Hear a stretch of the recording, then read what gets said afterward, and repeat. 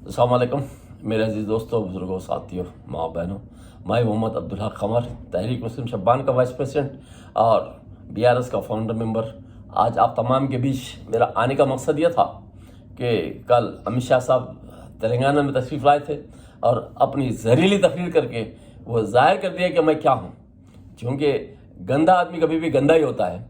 कि जाहिर सी बात है, सोच अगर कॉन्स्टिट्यूशन पे जब वोट लेने वाला जो आदमी होता है तो कॉन्स्टिट्यूशन के ऊपर जब हाथ रख के जब शपथ लेता है तो वो जाहिर सी बात है कॉन्स्टिट्यूशन क्या अहकामात कॉन्स्टिट्यूशन में है उसके ऊपर अमल करना पड़ता है। तो जाहिर सी बात है कॉन्स्टिट्यूशन के अहकामात के हिसाब से, पार्लियामेंट के अहकामात के हिसाब से उनको तकारीर भी उसके बाउंड्रीज में रह के तखीर करना पड़ता है। लेकिन अफसोस इस बात का है कि ये जितने भी बीजेपी के हैं ये तमाम के तमाम जहरीले तकारीर करके अपने कॉन्स्टिट्यूशन को भूल जाते हैं और अपने जो गंदगी है वो गंदगी को जाहिर कर देते हैं कि हम क्या हैं।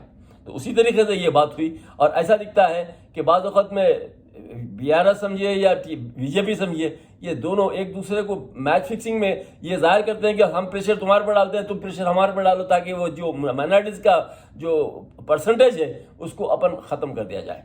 तो जाहिर सी बात है ऐसे ही दिख रहा है। जबकि मिसाल के तौर पे BRS के तरफ से जब रिजर्वेशन की बात हुई थी तो 10% यानी कि BC कमीशन की BC के लोगों को देने की बात हुई थी, या SC के लोगों को SC के लोगों को देने की बात हुई थी और माइनॉरिटीज़ के लोगों के लिए 12% की बात हुई थी। उसके बाद में जबकि 50% था, उस ज़माने में 4% माइनॉरिटीज़ का पहले से रिजर्वेशन था जो कांग्रेस के ज़माने में था।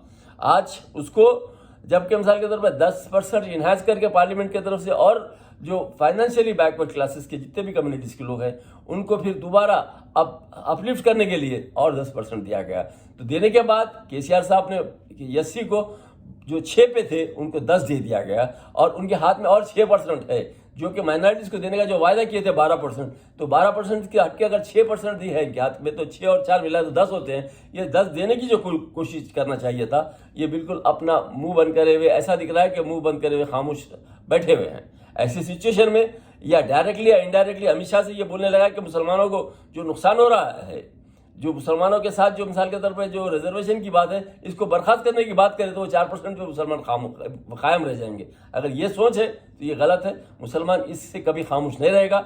जो हमारा 12% का जो KCR साहब ने वादा किया था, क्या KCR साहब रहो या कोई कांग्रेस पार्टी रहो या कोई सियासी दूसरी जमात क्यों ना हो, लेकिन हमारा जो मुतालबा है वो अपनी जगह बरकरार रहेगा और तमाम जो भी हुकूमत के अंदर आएंगे वो हुकूमत का जो भी चीफ मिनिस्टर रहेगा वो संविधान के ऊपर वोट लिया है, संविधान के हिसाब से कानून जो बताता है कानून के हिसाब से उसको अमल करना पड़ेगा।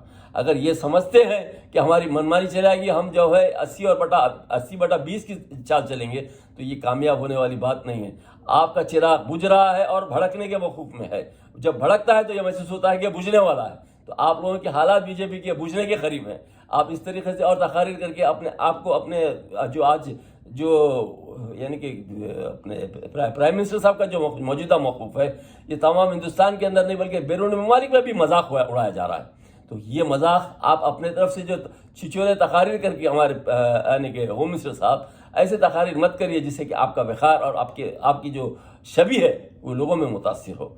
आप अपने आप को अगर तकारीर भी करना है तो एक म्यारी तकरीर करिए और कॉन्स्टिट्यूशन के कानून के को सामने रखते हुए तकरीर करिए ताकि आपका अपना वक़ार कायम रहे। इस तरीके की तकरीर करने से लोगों में मजाक उड़ाया जाएगा और लोगों में हंसी होगी आपकी।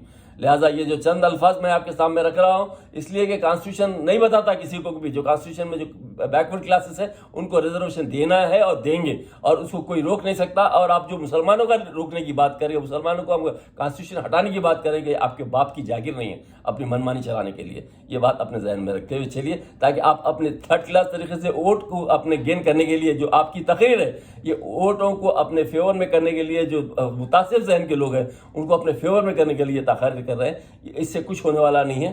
तेलंगाना के तमाम हिंदू, मुस्लिम, सिख, ईसाई तमाम के तमाम आपस में हम लोग फिरका परस्त नहीं है बल्कि हम तमाम एक दूसरे के साथ मिलजुल के रहने वाले और मुतासिब नहीं हैं। हम एक दूसरे के साथ भाई भाई की तरह रहने वालों में से आपकी तकारीर से हमारे कोई असर होने वाला नहीं है।